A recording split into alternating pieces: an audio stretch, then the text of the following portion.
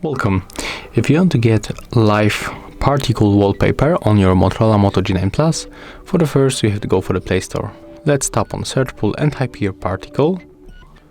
And we have to get this application, Particle Flow from Nicolas Farali.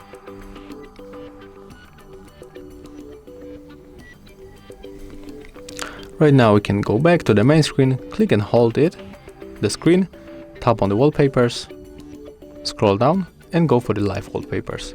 Go for the particle flow and click right here to set a wallpaper. And as you can see here we got this, here we got this beautiful live animated wallpaper on our screen. So I hope that you are going to enjoy this funny thing on your Motorola smartphone. Thank you guys for watching, leave thumbs ups, comments and subscribe to our channel.